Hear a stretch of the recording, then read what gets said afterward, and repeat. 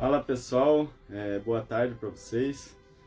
Pessoal, eu estava refletindo sobre algumas palavras e veio alguns trechos da Bíblia que eu queria falar para vocês. É sobre um assunto assim que muitas vezes fere muito a gente. É sobre quem eu sou, quem você é, quem nós somos. Muitas vezes a gente perde o amor próprio, muitas vezes a gente perde a autoestima, porque a gente não sabe realmente quem a gente é. Às vezes a gente tem uma crise de identidade. E eu queria falar o que a palavra ela nos diz a respeito, né? Antes de começar na palavra, eu gostaria de contar uma historinha, assim, uma analogia, para que vocês entendam melhor depois. Eu, como a maioria sabe, eu vim do sítio, e assim, na casa de uns primos meus, eles criam frango. Pode parecer estranho, mas eles criam assim, fazem um cercado de tela quadrado, mais ou menos 2 metros, e colocam os frangos novinhos lá dentro. E aí o que é o mais engraçado da história? Quando esses frangos crescem, mesmo eles sabendo voar, eles não pulam fora daquela cerca. E a gente parar para pensar, você imagina o porquê que eles não pulam? E aí eu entendi que entra no que vai ser a palavra, que é nós somos aquilo que nós vemos. E o que acontece? Por que os frangos eles não pulam?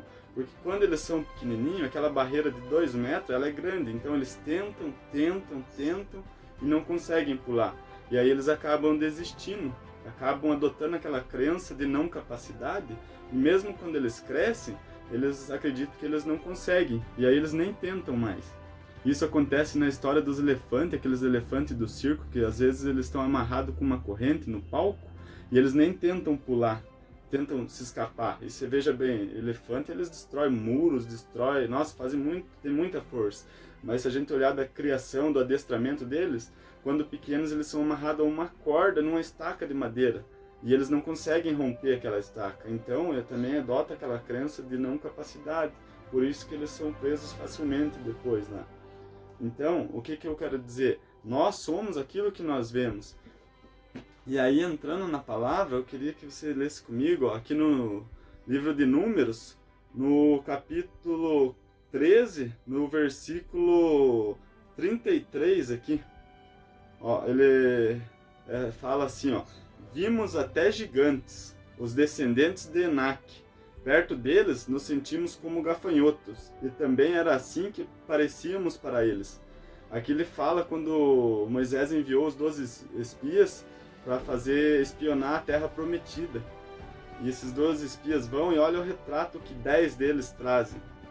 Que a forma que eles viram, então, 10 desses espias viram como se eles fossem gigantes e eles se apequenaram deles. Até eles retratam aqui, e também era assim que parecíamos para eles.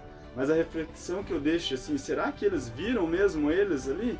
Porque senão, será que eles não teriam matado eles? Pois quem era eles diante dos gigantes?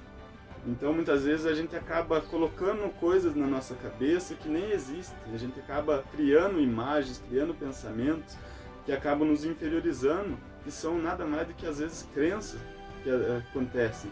Mas se a gente pega ali a história, 2 espias, eles veem de forma diferente, que são Josué e Caleb. Josué e Caleb, eles veem que é uma terra de bons frutos, e eles voltam encorajados porque o Deus deles é maior, vai ajudar a defendê-lo. Então eles olham de forma diferente, eles olham como sendo filhos do Senhor, e eles podem derrotá-lo e conquistar a terra prometida. Então é assim que você, meu irmão, deve se ver. Você deve colocar a tua expectativa de quem você é em cima daquilo que Deus fala conosco. Se você olhar, eu deixei até uma anotação do lado aqui, mas se você olhar lá no livro de Provérbios 27:19, fala assim, ó: como a água reflete o rosto, assim os corações refletem quem a pessoa é. Então, assim, a água reflete o rosto, reflete quem a gente é. E reflete, sim, quem nós somos, a nossa identidade. E o coração, ele reflete quem a pessoa é. Então, qual o sentimento que você tem se alimentado? Como que você tem se enxergado? Porque Jesus, ele já dizia assim, ele diz na palavra, que o homem fala daquilo que o coração está cheio. Então, do que teu coração está cheio? De inferioridade, de autoestima baixa, de pessimismo, de negatividade? O que você tem refletido? Como que está o seu coração? Se nós olharmos lá no livro de Provérbios também, lá no capítulo 4, versículo 23, ele fala assim: acima de todas as coisas, guarde o seu coração, pois ele dirige o resto da tua vida.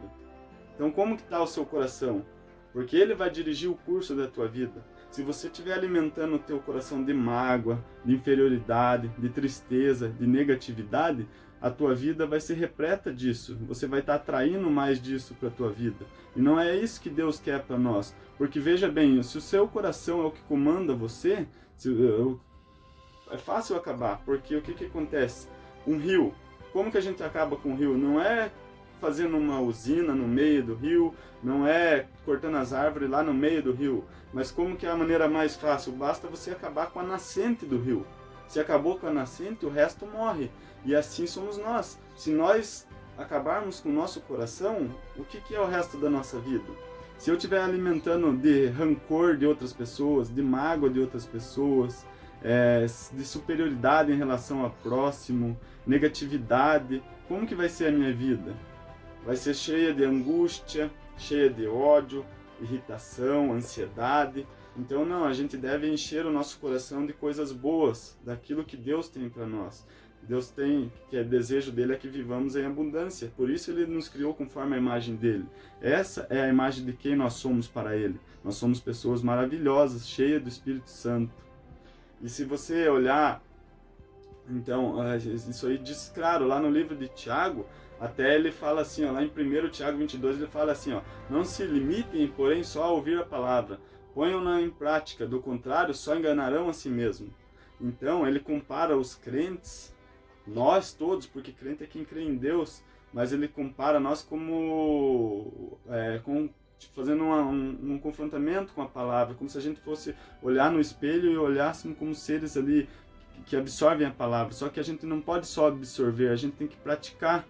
A gente tem que praticar o amor ao próximo, a gente tem que praticar que nós somos a semelhança de Deus e nós temos que fazer aquilo que o apóstolo Paulo fala, que se terem de imitar alguém, tentem imitar ao mais próximo possível de Cristo. Então é isso que a gente tem que espalhar, a gente tem que espalhar o amor, espalhar a gratidão, a paciência, a misericórdia, e sermos assim, sermos pessoas maravilhosas, que nós todos somos muito abençoados e amados. Esse é o que Deus tem para a nossa vida. E muitas vezes acontecem coisas que na nossa vida que atrapalham isso, a forma de a gente se ver. Porque eu não sei qual foi a tua história, eu tive a minha história. Muitas vezes a gente é maltratado quando criança, a gente é humilhado quando criança, muitas vezes a gente sofre de preconceito. Então eu não sei a história que cada um de vocês tem, eu sei da minha. E muitas vezes tudo o que nos falaram lá atrás, você é um imprestável, você é um desajeitado, você é um pobre miserável, você é um ladrão, isso entra na nossa cabeça, preenche o nosso coração e ele cria crença de inferioridade, crença de não merecimento, e a gente acaba vendo essas coisas e a gente é aquilo que a gente vê. Então, às vezes eu coloco na minha cabeça que eu sou incapaz, que eu sou feio, que eu sou imprestável. Mas não é isso que Deus quer. E uma coisa eu digo na tua vida hoje, eu estou profetizando na tua vida, meu amigo. Não importa a tua história, não importa de onde você veio. Deus, ele quer restaurar a tua vida. Por mais que se você tenha errado, se você errou, não importa, nós não somos perfeitos e Deus não está aqui para nos julgar a nossa perfeição. Ele fala na Bíblia que ele veio para os pecadores, ele não veio para quem não é pecador, ele não veio para o perfeito, ele veio para o pecador. Então ele veio para mim, para você. Basta a gente se arrepender. Ao filho pródigo, mais do que ele errou e ele se arrependeu e ele não voltou, seu pai estava de braços abertos. Assim Deus é conosco, ele está de braço aberto nos esperando. Veja o exemplo do apóstolo Paulo. Quem foi o apóstolo Paulo? O que ele fala? Eu sou o mais indigno de todos os profetas, pois eu feri a própria igreja do meu Senhor. Mas aí o que ele fala lá na carta de 1 Coríntios, lá no capítulo 15, versículo 10? Ele fala assim, o que agora sou, porém, deve ser inteiramente a graça que Deus derramou sobre mim, e que não foi inútil. Então, meu irmão, sabe quando que você começa a julgar a tua vida? Começa a ver quem você é depois que a graça de Deus se derramar na tua vida. Não fica olhando para o passado, não fica olhando para quando te maltrataram, para quando te humilharam, para quando te abusaram. Olha para depois que Deus derramar a glória dele na tua vida. Aí você vai ver quem você é de verdade. Não importa o quanto você errou, eu profetizo na tua vida em nome de Jesus, que o Espírito Santo está entrando agora, está fazendo parte do teu dia a dia, o seu amigo mais próximo. E a partir de agora você vai ser uma pessoa iluminada, você é especial, você é maravilhoso. É isso que Deus quer para a tua vida. Você quer estiver em angústia, abra a tua Bíblia e leia a palavra de Deus. Além dela aumentar a tua fé, ela vai te dizer de verdade quem você é. E você é especial, porque você pode ser com muitos outros. Se a gente olhar, creia, não espere acontecer para você crer, creia sem ver. Será que Abraão ele tinha noção de que ele ia conquistar uma nação, mas ele creu e Deus deu nações para ele? Será que Davi sabia que ele ia derrotar Golias, o gigante? Não, mas ele sabia que ele era filho do Senhor, ele sabia que ele era incrível, ele foi lá e derrotou. Será que Josué sabia que ele ia vencer e conquistar a terra prometida? Não, mas ele creu no Deus maravilhoso, meu irmão. Então creia, basta uma atitude tua, meu irmão.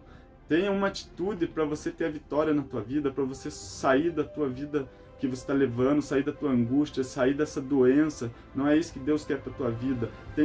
Deus só quer uma atitude nossa, seja uma atitude de arrependimento, de um pedido de perdão, porque bastou uma atitude. Jesus, ele morreu, Deus foi lá e ressuscitou. Isso que foi o que Deus fez. Então, Jesus teve essa atitude. Moisés ergueu a mão, o mar abriu. Qual que é a minha atitude, qual que é a tua hoje, para que Deus venha mudar a nossa vida? Então tome uma atitude, se arrependa, dobre seu joelho e peça para Deus, se humilhe diante dele, que Deus vai mudar a tua vida. Você é aquilo que você vê, eu sou aquilo que eu vejo, nós somos aquilo que nós vemos. Então vamos ver a graça de Deus na nossa vida, vamos ver o quanto Deus é maravilhoso conosco, vamos ver o quanto nós somos especiais, porque Deus já fala que nós fomos criados conforme a sua imagem e semelhança. Quer mais elogio maior do que isso para você saber que você é maravilhoso, que você é especial? Então você é aquilo que você vê. A partir de agora, meu querido, veja só coisas boas, veja que você é amado, que você vai amar, que você vai abençoar, que você vai ser grato, que você é especial, que você vai conquistar tudo aquilo que você deseja para a tua vida. Em nome de Jesus eu profetizo isso para a tua vida. Um grande abraço, que Deus abençoe. Então, saiba de uma coisa também, que eu te amo como um irmão em Cristo e Jesus te ama mais ainda, tá bom? Um grande abraço, tchau, tchau.